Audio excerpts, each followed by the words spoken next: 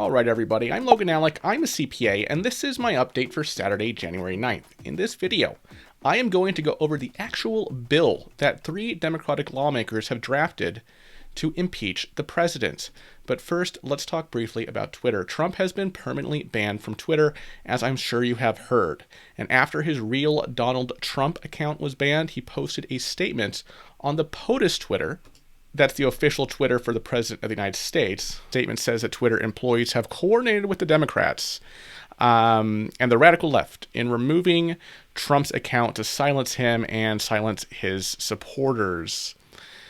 He used the occasion to criticize Section 230 and claims that he and his team, when he says we, I take it that means, the Trump people, have been negotiating with various other sites and will have a big announcement soon.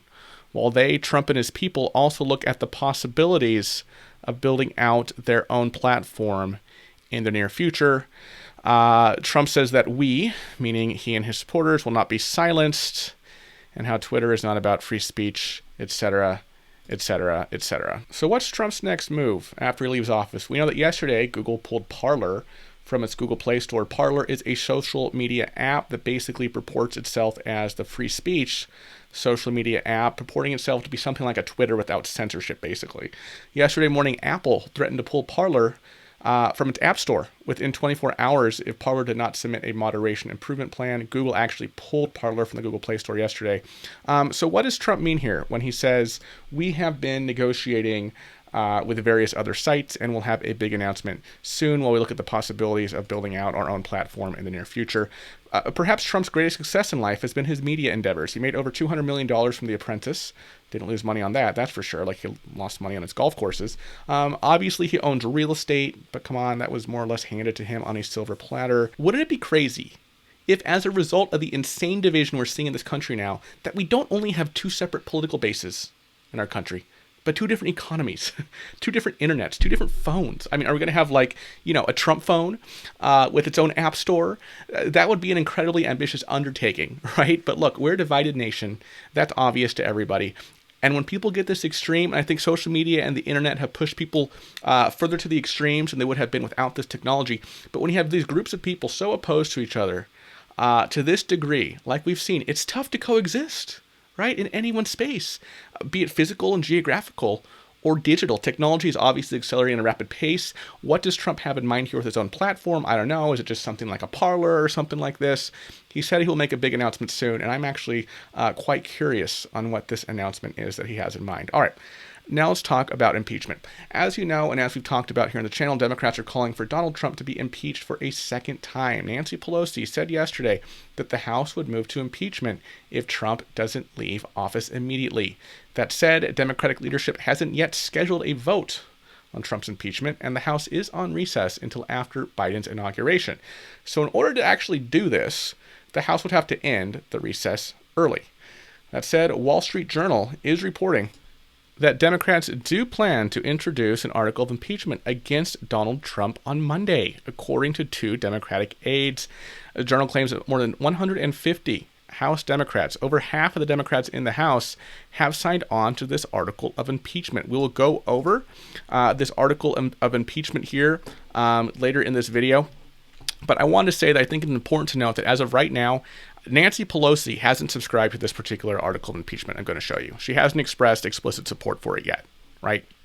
But regardless of what happens, like I said yesterday, I don't think that this path will actually lead to Trump being removed from office, right? But since the article of impeachment is only 4 pages long, let's just take a quick look at it, right? All right, House resolution impeaching Donald John Trump, President of the United States, for high crimes and misdemeanors. That high crimes and misdemeanors here, that's a term directly out of the Constitution. Section 4, Article 2 of the U.S. Constitution. Here's Article 2 of the Constitution. This article basically describes the president and the vice president, who they are, what they do, how qualifications for those offices, right? How long their term is, how they're elected. And in the last and shortest section here, which is Section 4, It says as follows. The president, vice president, and all civil officers of the United States shall be removed from office on impeachment for and conviction of treason, bribery, or other high crimes and misdemeanors. Okay, so that's where that phrase comes from. It comes directly from the Constitution of the United States. It says in the House of Representatives, Mr. Cicilline, by the way, Mr. Cicilline, what's his name? Representative David Cicilline of Rhode Island, Ted Lieu of California, and Jamie Raskin of Maryland are the ones who wrote this article of impeachment. Okay, resolution impeaching Trump. Rest of the first page here, there's all kind of boilerplate language, right, for the rest of page 1. And then here's a charge in this thing. Incitement of insurrection. It basically says that in his conduct in the office of president and in violation of his constitutional oath faithfully to execute that office and to preserve, protect, and defend the Constitution, and in violation of his constitutional duty to take care that laws be faithfully executed, Trump engaged in high crimes and misdemeanors by willfully inciting violence against the government of the United States. All right, so how does it say he did that? How did he willfully incite violence against the United States? Well, it goes back to the events of January 6th. It says how on January 6th, Congress got together for a joint session to count the Electoral College votes. And it says shortly before that session, Trump addressed a crowd of his supporters, and he reiterated false claims such as, "We won the election, and we won it by a landslide." The article of impeachment claims that he willfully made statements that encouraged and foreseeably resulted in imminent lawless action at the Capitol.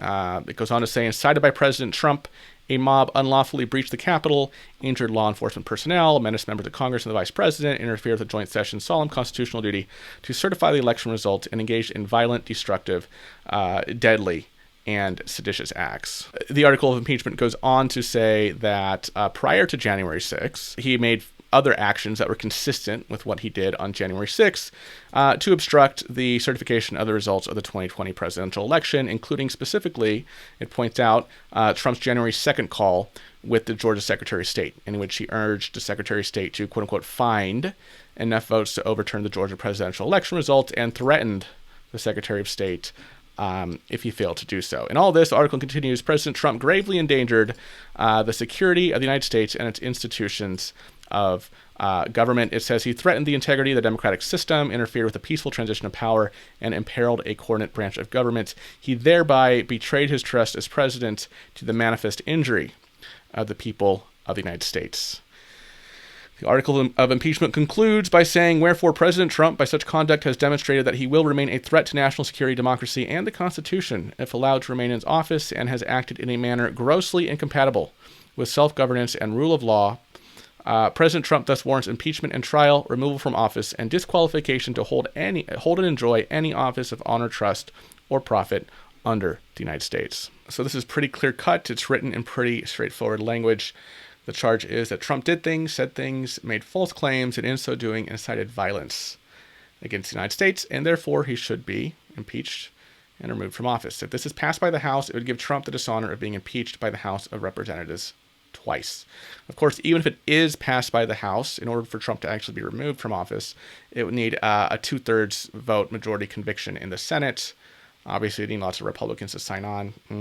Not a huge chance of that, although some Republicans, more and more Republicans every day we're seeing, are turning against the president in this matter. So, but what do you think? Do you think the House will actually move forward with these articles of impeachment here? And if so, will they actually impeach the president for a second time?